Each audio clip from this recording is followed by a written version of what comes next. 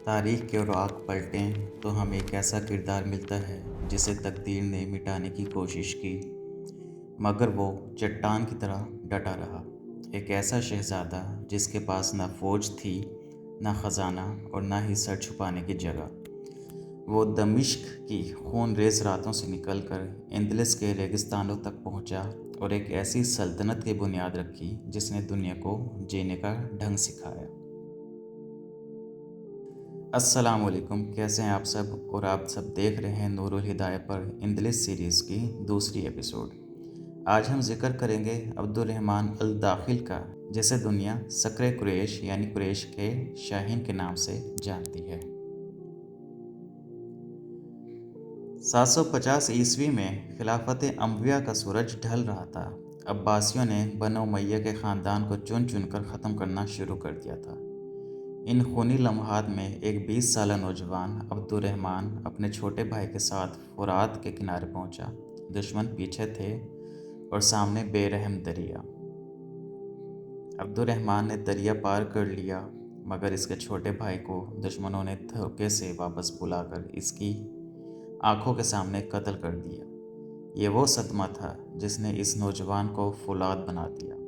وہ 5 سال تک چھپاتا افریقہ کے صحراؤں کی خاک چھانتا ہوا مراکش پہنچا۔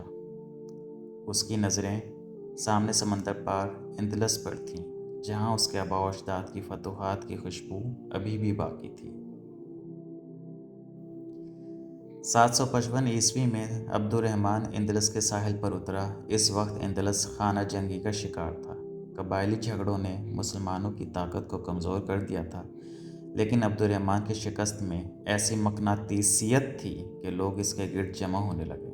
اس نے تلوار کے زور پر نہیں بلکہ اپنی بصیرت اور حکمت عملی سے اندلس کو متحد کیا۔ صرف 1 سال کے اندر اس مفروض شہزادے نے قرطبہ پر اپنا جھنڈا لہرا دیا اور امارات قرطبہ کی بنیاد رکھی۔ اسے الداخل اس لیے کہا جاتا ہے کیونکہ وہ ایک فاتح کی حیثیت سے اندلس میں داخل ہوا تھا۔ عبدالرحمن صرف ایک جنگجو نہیں، ایک عظیم معمار بھی تھا۔ اس نے قرطبہ کو دنیا کی سب سے خوبصورت شہر بنانا شروع کیا۔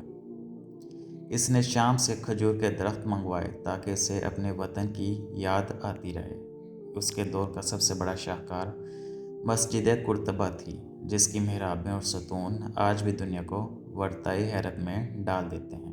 جب آپ مسجد کے اندر داخل ہوتے ہیں تو آپ کو ایسا لگتا ہے جیسے آپ ستونوں کے ایک لامتناہی جنگل میں آ گئے۔ ان کی تعداد کے بارے میں کہا جاتا ہے کہ اپنے عروج کے دور میں اس مسجد میں 856 ستون موجود تھے۔ یہ ستون سنگ مرمر، گرینائٹ اور قیمتی پتھروں سے بنے ہوئے ہیں۔ ان ستونوں کی خاص بات یہ ہے کہ یہ اکیلے نہیں ہیں، بلکہ ان کے اوپری 2 محرابیں بنی ہوئی ہیں۔ نچلی محراب گھوڑے کے نال کی شکل کی ہے اور اوپر والی نیم دائرہ۔ ان محرابوں میں سرخ اینٹیں اور سفید پتھر باری باری استعمال کیے گئے ہیں، جو ایک خوبصورت دھاری دار منظر پیش کرتے ہیں۔ یہ ستون آئے کہاں سے؟ ایک دلچسپ تاریخی حقیقت یہ ہے کہ ان میں سے بہت سے ستون پرانی رومی عمارتوں اور دیگر تاریخی مقامات سے لائے گئے تھے۔ مسلمانوں نے انہیں ضائع کرنے کے بجائے دوبارہ استعمال کیا اور انہیں ایک ایسے ڈیزائن میں ڈھال دیا جو اس سے پہلے دنیا نے نہیں دیکھا تھا۔ ان 800 سے زائد ستونوں کو اس طرح ترتیب دیا گیا کہ آپ مسجد میں کہیں بھی کھڑے ہوں، آپ کو ستونوں کی لمبی قطاریں ایک خاص زاویے سے نظر آتی ہیں۔ یہ ترتیب مسجد کو حقیقت سے کہیں زیادہ وسیع دکھاتی ہے۔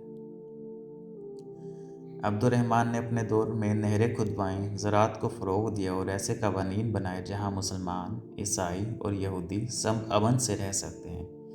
یہی وہ بنیاد تھی جس پر اندلس کا سنہرا دور کھڑا ہونا تھا۔ عبدالرحمن الداخل نے 33 سال حکومت کی اور ایک ایسی ریاست چھوڑی جو یورپ کی سب سے طاقتور سلطنت بن چکی تھی۔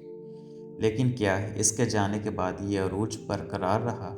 اگلی قسط میں ہم دیکھیں گے کہ کیسے اندلس علم اور ایجادات کا مرکز بنا اور کیسے ایک مسلمان نے پہلی بار آسمانوں کو چھونے کی کوشش کی۔ آپ کو یہ کہانی کیسی لگی؟ کمنٹس میں ہمیں ضرور بتائیے گا۔ نورل ہدایہ کی اس سیریز کو اپنے دوستوں کے ساتھ شیئر کرنا نہ بھولیں۔ ملتے ہیں اس سیریز کی اگلی قسط میں۔ اپنا بہت سارا خیال رکھیے گا۔ اللہ حافظ۔